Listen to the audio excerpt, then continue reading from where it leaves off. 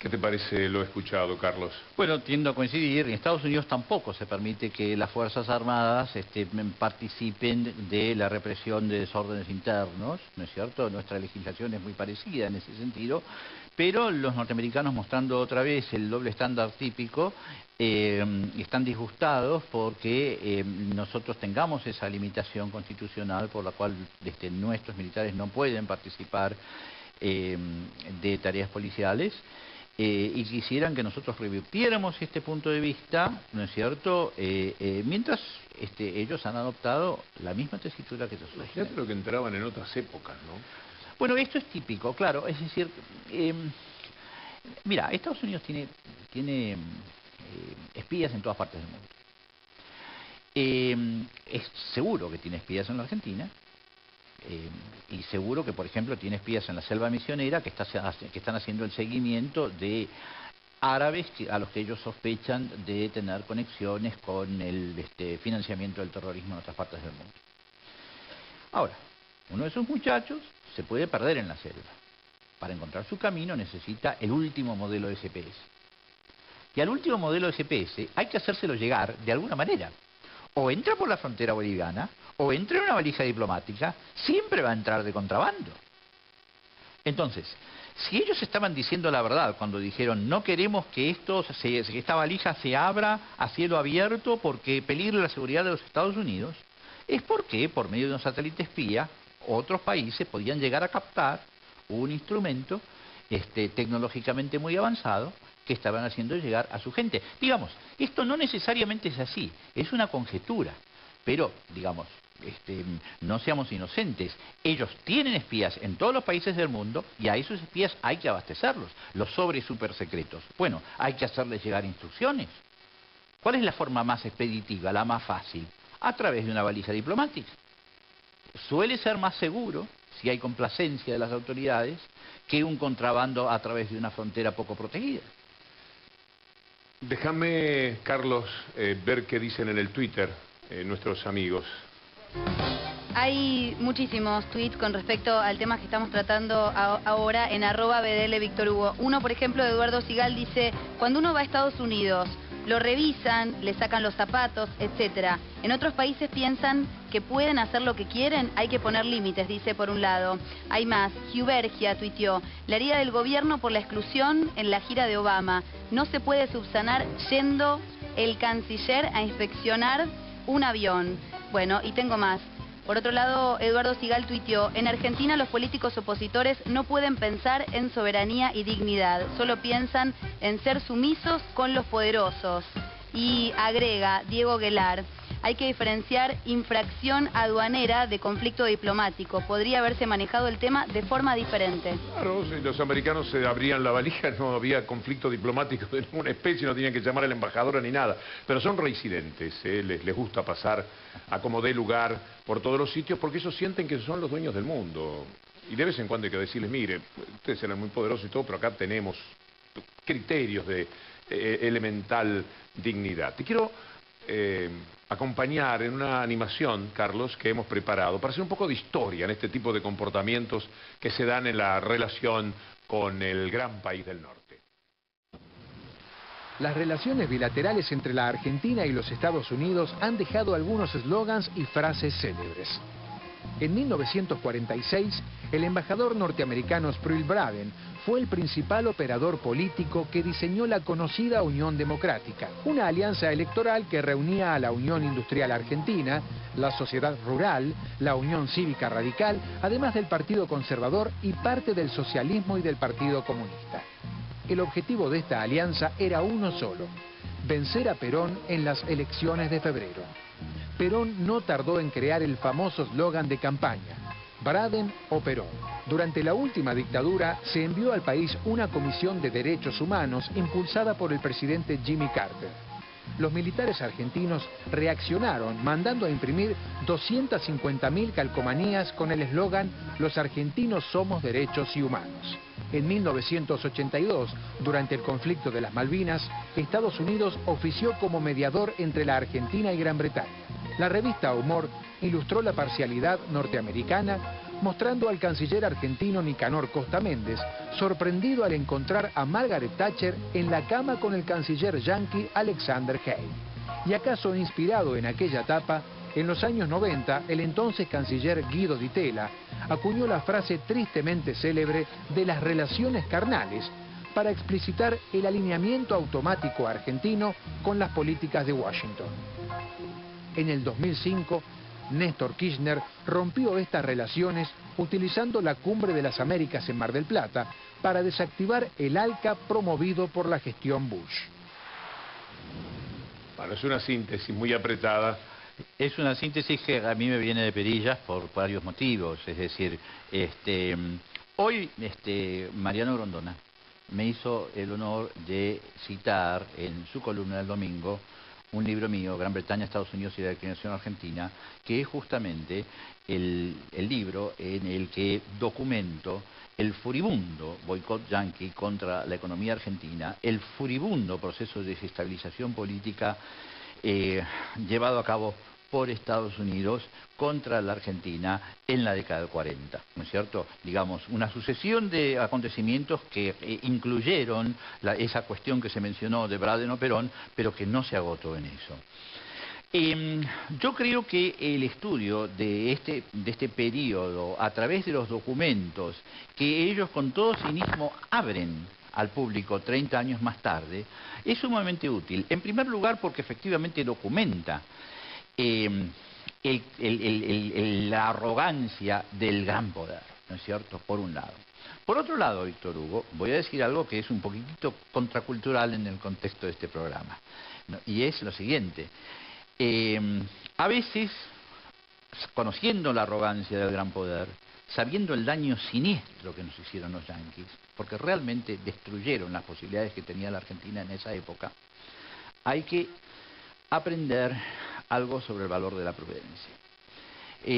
La Argentina en la década del 40 cometió imprudencias. Estados Unidos cometió atropellos. Muchas veces he dicho que tenemos que tratar de llevarnos bien con Estados Unidos. No porque los querramos, no porque sean buenos, sino porque, como hubiera dicho Borges, no nos une el amor, sino el espanto. El espanto, ¿no es cierto? Ahora bien, una cosa es tratar de llevarse bien con Estados Unidos. Otra cosa... Es decir, amén. Por supuesto, porque tenemos aquí una situación, Víctor Hugo, en que hay que deslindar entre dos niveles de análisis distintos. Por un lado hay que determinar quién tiene razón. Y por otro lado hay que determinar cuál es la actitud prudente para la Argentina. Los dos niveles de análisis son muy distintos y no vamos a avanzar en ninguna dirección si los argentinos no nos ponemos de acuerdo patrióticamente en que este es un caso en el que nosotros tenemos razón. Lo cortés no quita lo valiente, vendría a ser una especie de síntesis de cómo hay que mantener la relación. Y en ese sentido hay un documento que si lo vieron ni lo recuerdan, para mí muy valioso. Yo he dicho siempre que he tenido una profunda admiración por el doctor Raúl Alfonsín. Uno dice, ¿de dónde viene esa admiración? De muchos lugares.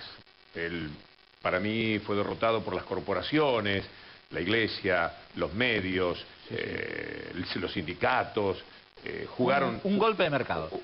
Fuertemente contra él. Pero un hombre, un estadista, se define en esto que él le dice en la cara a Ronald Reagan. Y mucho me alegró, conociendo este material, la actitud de su hijo, Ricardo Alfonsín, consecuente con esto que van a ver, que es... ni más ni menos que lo cortés no quita lo valiente. Pero usted también ha señalado acertadamente, señor presidente, la necesidad de acompañar estos procesos de democratización con realizaciones tangibles en el campo económico que permitan a las democracias nuevas dar respuestas cabales a los requerimientos de la democracia social. Es por eso que al lado de la esperanza está también el temor en América Latina. El temor que nace de comprender que hay expectativas insatisfechas en nuestros pueblos, que las democracias han heredado cargas muy pesadas en el orden económico, que una deuda que en mi país casi llega a los 50.000 millones de dólares y en América Latina en su conjunto está alrededor de los 400.000 millones de dólares, conspira contra nuestra posibilidad de desarrollo, de crecimiento, y de justicia. Esta es, señor presidente, sin duda una de las grandes diferencias en nuestros dos países. Ejemplar, ¿no? Absolutamente. Pero pasó un tiempo y llegó alguien que después se manejaba así con los Estados Unidos. God bless you, Mr. President. God bless your country. And God bless our America. Muchísimas gracias. ¿Finalmente siente que las relaciones entre Estados Unidos y Argentina son relaciones carnales? Son carnalísimas, la verdad. Ya tienen título. ¿Quién es el activo y quién es el pasivo en esta relación? Bueno, esa pregunta es realmente imbécil. Y te lo digo mostrando irritación. Porque me parece que una frase tomada fuera de contexto termina en una cosa que por ahí puede parecer bochornoso. El sentido que yo creo que puede tener esa frase, sobre todo dicha o recordada hoy, es que las relaciones eran muy malas y ahora son muy buenas. Y no el detalle de las relaciones o la tecnología de las relaciones. Crisis en la embajada. A Chick se le había escapado la tortuga y entró en acción el ejército de seguridad que lo rodea con un despliegue tipo Guerra del Golfo. También hubo fuerzas argentinas en la búsqueda. Fueron días de incertidumbre. Pero vengo de la grave anunciar que encontraron la tortuga. ¿Se había perdido? Encontraron con asistencia, es otro, como se dice, beneficio, otro fruto de las relaciones carnales. Insistía con lo de relaciones carnales. Maradona no lo hubiese dicho mejor, se les escapó la tortuga también en este tema. ¿Cuál es tu síntesis? Mi síntesis es que este es un caso en el que la Argentina tiene razón, que se puede discutir sobre cuál es la actitud prudente para un país como Argentina cuando Estados Unidos comete un atropello, pero que cuando está claramente establecido que la Argentina tiene razón, el deber de la ciudadanía es estar con el gobierno argentino y no con el gobierno extranjero, digamos. Lo que hizo la mayor parte de la oposición durante esta crisis ha sido ponerse del lado de los Estados Unidos, lo cual es un grandísimo disparate. Ahora, dicho eso, yo quiero decir que no estoy totalmente de acuerdo con la presentación de algunas de las cosas, ¿no es cierto?, en este programa. Primero, si me permitís, 15 segundos de defensa de Guido Di Tella. Claro que sí. Bueno, digamos, creo que fue muy desafortunada esa butada, ese chiste, esa hipérbole sobre las relaciones carnales, pero si nosotros estudiamos con un poquito de serenidad la política de Di Tella, ¿no es cierto?, y la comparamos con la política que han venido llevando a cabo los Kirchner en materia de relaciones exteriores, no digo política económica, que es harina de otro costal, nos vamos a encontrar con que hay grandes paralelos. Es decir, lo que sucede es que la retórica era muy diferente. La política de los Kirchner, por ejemplo, se ha alineado con la política de los Estados Unidos en todo lo que tiene que ver con Irán, que es uno de los, digamos, de los grandes cucos de la política internacional actual. La política de los Kirchner sigue la línea de Di Tella en todo lo que tiene que ver con la no proliferación nuclear, que a su vez también es un punto central en la agenda norteamericana. Es decir, que en estos temas que son realmente importantes hay una convergencia de políticas que responde a una convergencia de intereses. Además, Víctor Hugo, se mencionó ALCA. Y yo quiero remarcar que Mercosur nació con Menem. No quiero hablar bien de Menem, porque la política económica de Menem vació a la Argentina y la arruinó, y es indefendible. Pero Mercosur nació con Menem. Pero Mercosur nació con Menem, y además, como la estructura de la política exterior de Menem y Di Tella estaba, digamos, tenía dos patas. Una, la alianza con Estados Unidos, que es más o menos lo que acabo de decir. Otra, la alianza con Brasil, a través de Mercosur, y precisamente porque existía esa alianza con Brasil, ni Menem ni Di Tella jamás apoyaron al ALCA. Nosotros rechazamos al ALCA en la década del 90 y después lo seguimos rechazando. Entonces, digamos, en estas cuestiones fundamentales hay bastantes similitudes. La retórica, por supuesto, es completamente diferente. La metáfora de relaciones carnales, absurda y ridícula. Pero, digamos, y lo que es definitivamente un crimen de lesa patria es darle la razón a Estados Unidos en una crisis como esta. Carlos Escudé, valoro muchísimo que nos hayas acompañado. Me sentí protegido para lo que íbamos diciendo en el programa por tu conocimiento. Muchas gracias. Te agradezco mucho la invitación, Víctor Hugo.